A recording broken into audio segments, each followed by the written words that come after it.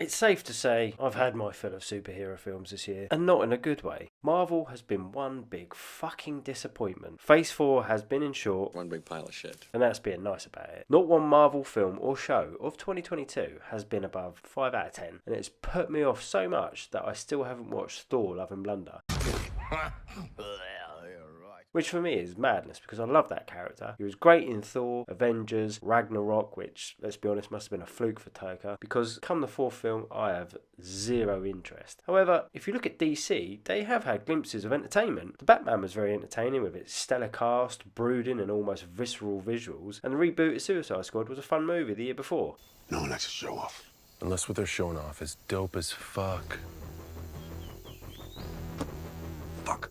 However, let's be honest, they've also had their fair share of dog shit, with Birds of Prey and Wonder Woman 1984. So when I saw the trailers for Black Adam, I didn't really hold much hope for it. Now, I don't know about anybody else, but The Rock is doing my tits in a bit now. Mainly because you see how full of shit he is when, he talks about ripping gates off his house with his bare hands, to saying how his films are the biggest and best thing ever, from Red Notice that was predictable dog shit, to Black Adam being a box office smash, when in fact it's barely made 50 million. And that's a shame, because when he first came onto the scene, I really liked him. Welcome to the Jungle in 2003 wasn't a bad film. It had a great scene in the club when he fights the NFL team to the soundtrack of Missy Elliott. You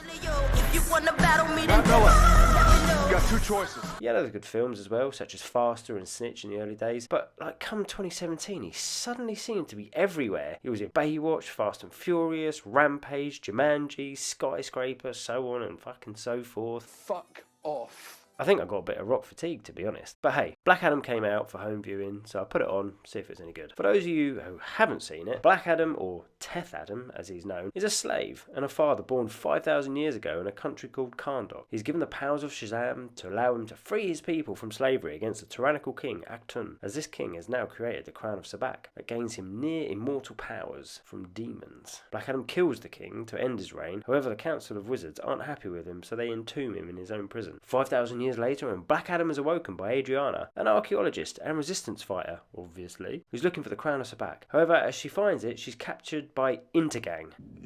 Yes, Intergang, the most bland and unimaginative sounding mercenaries ever, who all sound like American British. It's weird. I imagine the list of names the writers came up with for this was something along the lines of Globo Gang? Nah. Intermercs? Nah. Intergang? Yeah, not bad. What about you, John? Oh, I like Dick Punchers. Oh, that's not a bad one. We might have to go Intergang though. Anyway, with Adriana captured and almost certain to be shot, the crown shows the words needed to free Black Adam, which she reads out. Out he pops, and he proceeds to kill all of the Dick Punchers. This alerts Amanda Waller, and she gets the Justice Society to go and apprehend him.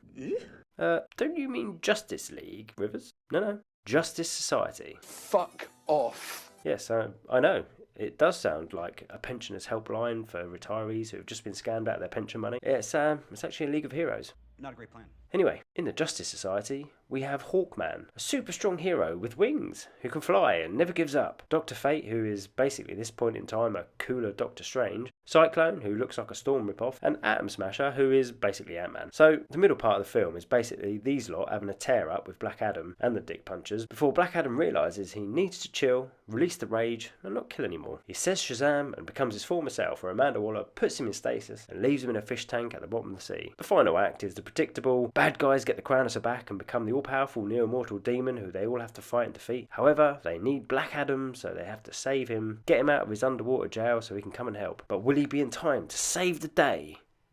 Of course he will. It's The Rock. He'd wet his knickers if he didn't get his own way. So what did I think of it? Was it any good? Yeah, I mean, it was okay. I give it a solid 5.8 out of 10, which puts it above any Marvel MCU movie or show to date for me. But even despite that, it's still not a great score. The story, it was pretty generic, which is fine. Nobody's going to break the mould within DC and Marvel.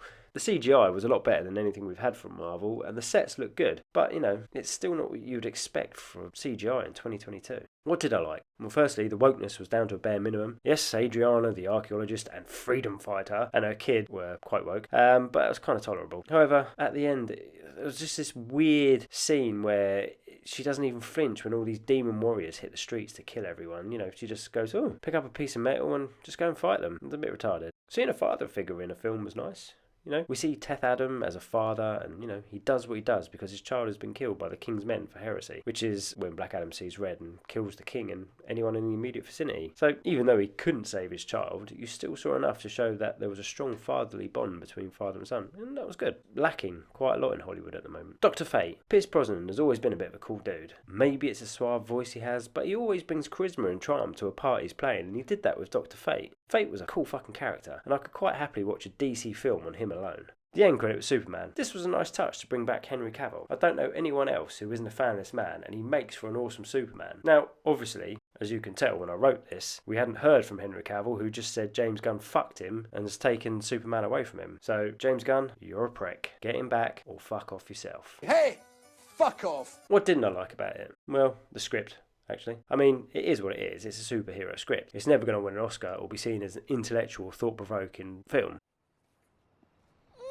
But honestly, it kind of felt like it was written by a student and an actual experienced writer. I mean, I'm not sure if this is the way they're trying to appeal to the masses at the moment, but it kind of talks you through everything that was happening rather than let you work it out for yourself, which, you know, let's be honest, it's a superhero film. That ain't hard to work out. Action scenes. I've got to be honest, these were pretty shit and generic. The one good scene is the very first one when Black Adam is released and kills the dick punchers in slow motion. Other than that, the action scenes could have been out of any superhero film. I mean, Christ, it even looked a bit like Avengers when they fight the Chitauri in the city, you know, except for the fact that Avengers was fucking awesome with far better CGI. And also with every superhuman in this being massively OP'd, you just don't get any kind of dread for any of them being killed because they just keep getting up and carrying on the fight as if, you know, a fucking punch that sent them a mile down the road and through a building was like giving someone a Chinese burn. There was never any sense of danger for any of these characters, so it all kind of felt a bit safe. Granted, spoiler alert, Dr. Fate dies, but honestly, he didn't need to, and it was a bit of a dick move because he was by far the best character out of everyone. Predictable and formulaic. Again, it's a superhero film, so this is the kind of standard stuff, but at the very beginning, you realise who the main antagonist is going to be, and as for formulaic, you can guess that Black Adam will fight the Justice League, and at some point, give up his powers, and then get them back to save the day. Like I said, it ain't award-winning stuff, but, you know, at least try and tease your audience, for fuck's sake. Overall, this was an average film and pretty forgettable. I only watched it a few days ago and already I can barely remember what happened. Highlights for me were Dr. Fate and the end credits for Superman, which after originally writing this is all out now and has all been pretty much vetoed. Honestly, if you haven't seen it, I wouldn't even bother watching it.